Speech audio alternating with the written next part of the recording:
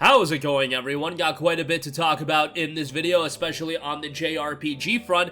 The next update for Final Fantasy 16 will probably be out in October. We'll talk about that. Valkyrie Elysium, another anticipated Square Enix action JRPG, will be out in just a few days, a little over a week away. But come November, it will be getting a pretty major free update, so we'll talk about that. And also, a pretty major game has been added to the PlayStation 5 and PlayStation 4 as an upcoming game getting a PS5 and PS4 release. We'll talk that at the end of this video when it comes to Hollow Knight Silksong. But first up, the next Final Fantasy 16 trailer is likely due out in October, coming from the producer. Final Fantasy 16 was the recipient of the Future Division Award at the Japan Game Awards 2022, held as a part of the Tokyo Game Show 22.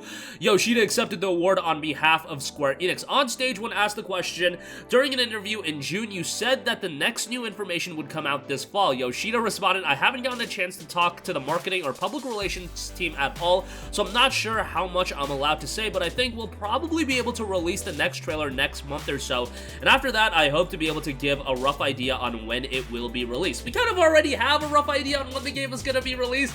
It's tentatively scheduled for summer of 2023. However, guys, whenever you hear release windows for a game a year ahead of its release, take it very, very, very much with a grain of salt.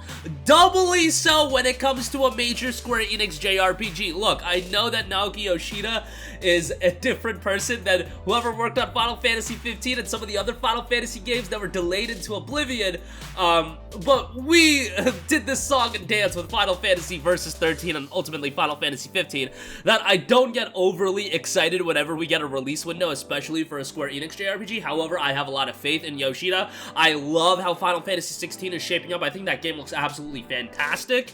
I think the idea of not going with yet another full-blown open world is a great idea, and really interested in the setting, the character, the main character, and going through like different arcs in his life. I find that to be fascinating, and I'm really hoping the game turns out well. And again, given the work that was done on Final Fantasy 14, I am very, very optimistic when it comes to Final Fantasy 16. Now, summer of 2023, that could mean a lot of different things. I think a lot of people are seeing that to mean like June. I would more so, you know, the pessimist in me thinks that's more of a September release window. That makes the most sense to me, especially you get the game out during the later period of the year and right into the holiday season. It could be one of the first game that really kicks off that rush of a lot of games. Like, you guys see what's going on right now, where there's game after game after game coming out every week. There's tons of big games coming out, and Final Fantasy 16 come next year when we're talking about this time period. I could easily see that being one of the big games dropping during this kind of time period, because remember, technically speaking, if you guys are watching this video when this video is uploaded, it is still summer. Summer doesn't end until September the 21st.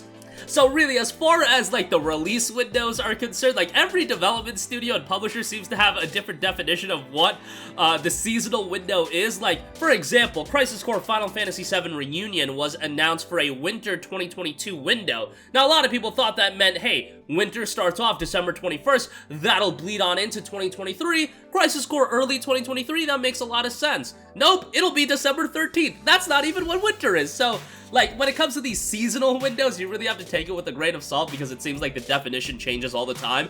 And also, in this case, it's a year out. So that makes me doubly question the release window. Like, I wouldn't be surprised at all if it ends up being an October or November window. But given that FF16 was announced in, what, June of 2020, and that, we went through the dire times of Final Fantasy Versus 13. That game was announced in 2006, and we only got to play it in 2016. So, 4 years or 3 years in comparison to a decade? Man, Square Enix making a lot of progress in getting these games out after the announcement. I mean, FF7 Remake was, what, a 5-year window? It was announced E3 of 2015, then came out early 2020. For Square Enix standards, as far as announcing a game and then putting it out, hey, I say that's pretty good. I mean, that's just my opinion, but I think that's pretty darn good.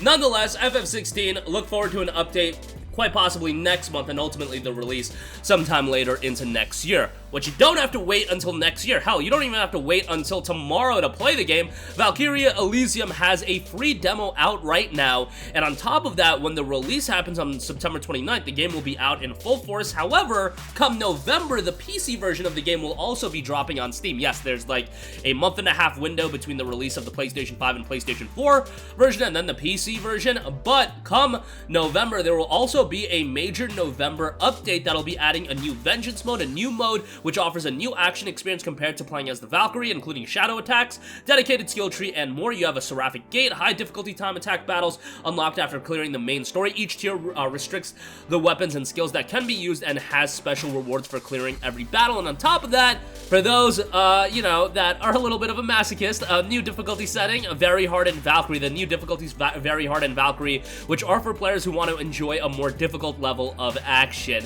Given that this is a fast-paced, high-octane action title, I imagine that will be pretty difficult. Go play the demo if you haven't, and again, a lot of varying opinions on Square Enix, trust me. I've given Square Enix a lot of flack in the past, especially in the early days of this channel when Final Fantasy 15 wasn't even out and we were just waiting month after month.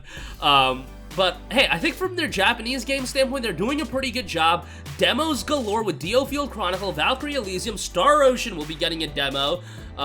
You know, hopefully they can keep this up because there's a lot of stuff to be excited for. I know as far as their Western IPs go, you know, they sold off a lot of their studios.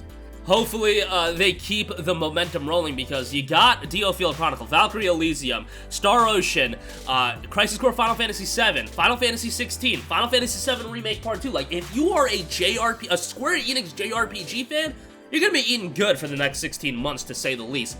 Lastly, I do want to note that Hollow Knight Silksong has added a PlayStation 5 and PlayStation 4 release. This is on top of the previously announced Xbox Series, Switch, and PC versions. Team Cherry has officially announced. Hollow Knight was an incredibly well-received game. The first one is available through PlayStation Plus Extra. Go play that if you have a subscription, or if you don't, just go buy the game. It's available pretty cheap all the time. Discover a whole new kingdom, explore coral forests, mossy grottos, gilded cities, and misted moors as you ascend the shining citadel at the top of the world. Engage in a lethal acrobatic action, wield a whole new suite of nimble moves as you dance between foes in deadly beautiful combat, craft powerful tools, master an ever-expanding arsenal of weapons, traps, and mechanics to confound your enemies and explore a new height. Solve shocking quests, hunt down rare beasts, unearth ancient mysteries, and search for lost treasures to fulfill the wishes of downtrodden and restore the kingdom's hope. Prepare for the unexpected. Face over 150 all-new foes, beasts and hunters, assassins and kings, monsters and knights. You must defeat them all with bravery and skill. And you have a challenge Silksong mode. Once you conquer the game, test your skills in an all-new mode that spins the game into a unique, challenging experience. The game is scheduled for a release probably sometime in 2023. We don't have an exact release date at this point. It's still TBA, but yeah, hopefully development is progressing along smoothly with that. Nice to see a PlayStation release get confirmed. It's pretty much coming to just about every platform. But that is going to do it for me. Again, the next Final Fantasy 16 update will be due out potentially in October. That looks likely. Given what Yoshida said, Valkyrie Elysium, the free demo, is available right now. Game is out September 29th on PlayStation 4 and PlayStation 5, and on top of that, a free update will be rolled out in November, adding new content, and a sizable amount of content at that, given new difficulty settings, a high difficulty time attack battle, and a new mode as well. And Hollow Knight Silksong has added a PlayStation 5 and PlayStation 4 release. That's going to do it for me. Sound off with all of your thoughts in the comments section down below. Thank you for watching, and goodbye. Hey guys, we hope you enjoyed the video, and if you did, make sure to hit the subscribe button, and if you're already subscribed, do us a favor and hit the bell icon. This way you'll be notified whenever we post a new video. That's the best way to keep up with all of our uploads, and we usually try to upload 2 videos a day. And with the bell icon hit, you'll be notified whenever we do upload a video. As always, thanks for watching.